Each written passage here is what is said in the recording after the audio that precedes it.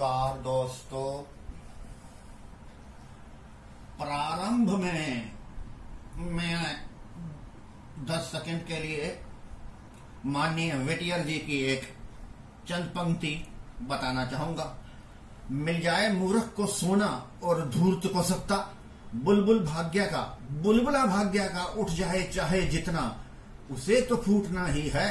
मगर जो जोतता है खेत या उगाता है फूल या रोपता है पेड़, सर्वोपरि है उसकी संपदा। अनुपम जो है प्रकृति की भेंट। जी हाँ, ये प्रकृति के आंगन में दोस्तों आजकल का जो अक्टूबर का जो मास है ना, ये चल रहा है। आप लहसुन को वैज्ञानिक तरीके से घर में उगा सकते हैं। जो किचन गार्डनिंग करते हैं ना, किसी भी प्रकार का आपके पास लहसुन की अनुमोदित किस्में, वैसे तो कंद कार्यालय है भारत का हेड ऑफिस पूना में, महाराष्ट्र में। लेकिन अगर आप बोना चाहें, इसका बीज तो होता नहीं है। बीज इसकी ये तुर्री है, ये जो इसकी कलियां होती हैं, ये स्वयं में ही बीज होता है। अगर इसके ऊपर कोई ये मुश्किल काम तो नहीं है, लेकिन थोड़ी सी जानकारी की जरूरत है, क्योंकि जानकारी जीवन से लेकर मृत्यु तक लेते रहो। आप 500 पीएचडी कर डालो तब भी 501 पे आपका मन करेगा जाने पर। अब सबसे बड़ी बात यह है कि अगर लहसुन की बात करें तो मेरे जैसे आदमी के लिए तो ये बड़ा, उससे पहले मैं ये देखना चाहूंगा कि एक दिन तो मैं इसकी मेडिसिन वैल्यू पे ही लगा दूंगा। अगर मैं कहना चाहूं, इसकी इतनी मेडिसिन वैल्यू है दोस्तों, इतनी मेडिसिन वैल्यू है। इसके अंदर सल्फर का प्रयोग होता है। सल्फर का मेन तत्व है।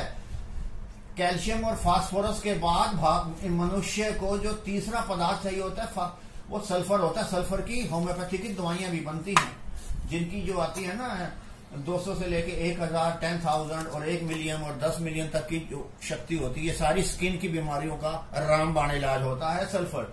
चाहे किसी को एक्ने निकले हो, चाहे रोजाकिया हो, चाहे किसी को कोई दाद हो, खाज हो, खारिश हो, खुजली हो, सल्फर के झरने। आप कभी जाओ तो इटली की वादियों में या टर्किश में, तो वहां पर बेहतरीन किस्म के ये सल्फर का पानी जितनी भी स्किन की डिजीज है उसमें काम करता है। चाहे वो विटिलिगा हो, चाहे ये खुजली, खारिश, एक्जिमा या और इसका क्रोनिक फॉर्म सोराइसिस हो। तो खैर वो तो मैं बात आपको कर ही रहा हूं दोस्तों। इसकी जो मेडिसिन वैल्यू है ना, ऊपर से लेकर नीचे तक गिनाने जाएं तो समय नहीं है। खाली मेडिसिन वैल्यू पर भी कितने बनाए जा सकते हैं। भारत की जो चर्क संहिता या सुश्रुत संहिता, उसमें भी इसका उपयोग मिलता है। इसको रसायन कहा गया। रसायन वो चीज है जो सबसे जरूरी और परमावश्यक, कुल मिला के रसायन का मतलब अमृत हुआ दोस्तों। लहसुन कंद वाली मसाला फसल है। इसमें एल्सी नाम का तत्व है। इसी का इसकी एक गंध और तीखा स्वाद होता है, जिसे पंजट कहते हैं। ये देखिए ना, गांठ है इसकी, इसमें सारी कलियां पाई जाती हैं। ये फुतियां कह दो, कलियां कह दो, कुछ भी कह दो। तो इसमें जो सल्फर होता है ना, उसी के योग के कारण ही गंध जो होती है, उसमें जो गंध होती है ना, जैसे एल्सिन और एजोइन, ये चीज इसको तीखापन या पंजट के रूप में बाहर निकालती है। तो एक कहावत बताऊं, एक सेब एक दिन डॉक्टर को दूर करता है, उसी तरह लहसुन की एक दिन डॉक्टर को दूर करता है एक कली। बड़ी अजीब सी बात है ना। यह एक बिल्कुल नगद फसल है। आपके घर में पड़ी हो, किसान के घर में पड़ी, उठाओ और बाद में बेच डालो।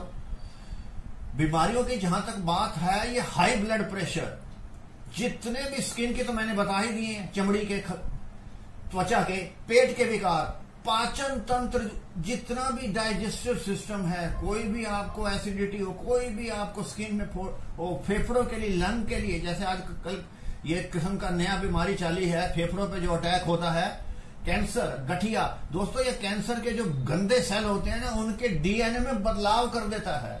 कमाल है ना। इसको एंटी कार्सिनो एजेंट्स कहा जाता है। गठिया की बीमारी, किसी भी प्रकार का गठिया हो, चाहे वो रियोमेटॉइड हो, आर्थराइटिस हो और हो, यहां तक कि महिलाओं और पुरुषों में जो नपुंसकता या इरेक्टाइल डिस्फंक्शन या ट्यूब्स का बंद होना या खून की बीमारियां, एंटी बैक्टीरियल के एजेंट भी है, एंटी कैंसर भी है, एंटी फंगल भी है, एंटीसेप्टिक भी है। बहुत जबरदस्त भारत को विदेशी मुद्रा, फॉरेन करेंसी मिलती है। इसकी कई किस्में हैं, कोई पर्टिकुलर किस्म तो नहीं है, लेकिन समय समय पर कुछ यमुना सफेद G50, G282 इस प्रकार की कई मिल जाती हैं। कहने को तो लोग चाइना का लहसुन भी कहते हैं, जो कि बड़ी फांक का होता है। जिस प्रकार की भी आप कली या फांक की इसकी वो करेंगे ना, बिजाई हो जाएगा। लहसुन के बुआई का उत्तम समय अक्टूबर नवंबर है। पीएच 6 से 7।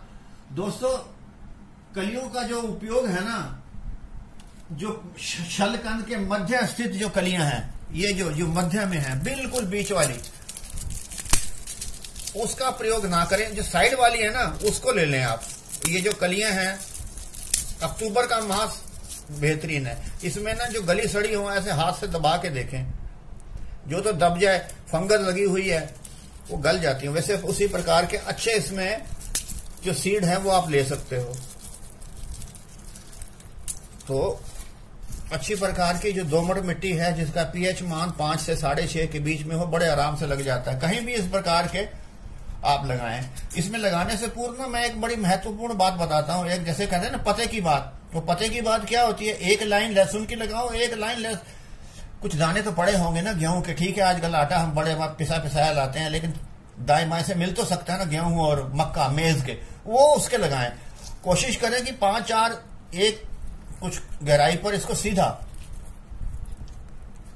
ये तो पता ही होगा, लेकिन फिर भी जब बात ये वाला, इसको नीचे रखना, ये गांठ जो है ना, ये इसको नीचे, ये जो इसकी निकली हुई है, ये इसको ऊपर, तो एक ये इस जो, हाँ मैं शायद एक बहुत महत्वपूर्ण बात भूल रहा हूं।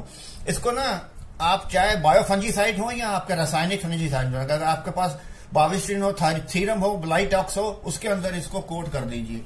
अगर वो नहीं है तो आप जैव फफूंदीनाशक जो होते हैं वो कर दीजिए। और दूसरी बात जो मैं बताने जा रहा हूं कि अच्छी भूरी मिट्टी हो, 5-6 का पीएच वैल्यू हो, और इसको अक्टूबर माह में लगाना सबसे अच्छा रहता है। आफ्टर 5-4 महीने के बाद में ये एक जो फांक होती है, एक काफी बड़ा मात्रा में एक उसकी पूरा जो इस प्रकार की गट्ठी बन के आपके मिलती है। तो आप इसके बीच में मक्का और गेहूं ये जरूर लगा दिया कीजिए। अगर तो पानी डला हुआ जरूर नहीं है तो हल्का पानी इससे दें, और फवारे की विधि से ज्यादा दें तो ज्यादा अच्छा है। तो खाद और उर्वरक की मात्रा भूमि के ऊपर निर्भर करती है। नाइट्रोजन, फास्फोरस, पोटाश डालें, इंटीग्रेटेड करनी है तो इसके अंदर आप वर्मी कंपोस्ट भी डालें। तो ट्रीट तो आपने कर दिया, आपने खाद भी डाल दी। अब इसके प्रमुख कीट दोस्तों बड़े हैं। सबसे भयंकर जो इसका कीट होता है ना, थ्रिप्स, ये होता है। जब इसकी कली बढ़ के ऊपर निकलती है ना पौधे के रूप में, प्याज और जो इसको ना पहले बुआई करते हैं, काफी घनी हो जाती है, तो थोड़े समय के बाद में करीब 40-50 दिन के बाद में इसकी ट्रांसप्लांट कर दिया जाता है यहां से वहां। ज्यादा अच्छा मात्रा में वो निकलता है, तो हम गुड़ाई भी कर सकते हैं। हमें यह भी पता लग जा सकता है कि वो ज्यादा घनी तो नहीं है उनकी लाइनें, या चाहे आप हम गमले में लगाएं या घर में बना के क्यारी में लगाएं। थ्रिप्स की बात की, बहुत ही भयंकर होता है। इसके जो पत्तियां निकलती हैं ना, जो शूट्स निकलते हैं, उसके ऊपर सफेद रंग के डॉट पड़ जाते हैं। लगता है कि फफूंद है, फफूंद नहीं है, वो होता है थ्रिप्स का अटैक। इसके लिए इमेडा थाइमेथॉक्सिन वो कर देना चाहिए। उसके बाद में लार्वा को खाते हैं, ये जो उसके कीट होते हैं ना, शीर्ष छेदक कीट भी होते हैं, यानी कि जो ऊपर होता है, ऊपर से जो बोरोटनल होता है, वो उसमें मैगेट लार्वा जो होते हैं वो भी खाते हैं इसको। तो उसमें तो मैंने जैसे आपको बताया कि थ्रिप्स आ जाते हैं, कुछ मैगेट्स आ जाते हैं, उनके रोग के लिए आप इमिडा या थाई। तो प्रमुख कीटों में जैसे मैंने बताया, इसके लिए थ्रिप्स हैं या मैगेट्स हैं जो कि कंद को भी खा जाते हैं, और शीर्ष भेदक ऊपर के जो कीट होते हैं। प्रमुख बीमारियों में बैगनी धब्बा यानी कि पर्पल ब्लॉच, ये जो पत्तियां निकलती है ना लहसुन की, तने पर सफेद अंदर की ओर धब्बे बनते हैं, तना पत्ती कमजोर होकर गिर जाती है। आगे जब गर्मी शुरू होगी फरवरी में, मार्च में, तब आता है। रोकथाम के लिए मैनकोजिम कार्बामेंडाजिम बदल के और मिक्स करके इसको 2 मिलीलीटर के हिसाब से छिड़कना चाहिए। इसके बाद में हल्के नारंगी रंग के झुलसा जिसे कहते हैं ब्लाइट, वो भी हो जाता है। उसमें भी मैनकोजिन या कॉपर ऑक्सीक्लोराइड नाम की दवा 2 मिलीलीटर प्रति मिलीलीटर 2 मिलीलीटर 1 लीटर में डाल के छिड़काव किया जा सकता है। जब हम कॉपर की दवाइयों का इस्तेमाल करते हैं, खासतौर पर जो कंद वर्गीय फसलें हैं ना, प्याज और लहसुन, इनकी जो पत्तियां होती है थोड़ी चिकनी होती हैं, उसके अंदर साबुन या कोई चिपकने वाला पदार्थ सैंडोविट इत्यादि बनाया जा सकता है। तो इस प्रकार हम कीट और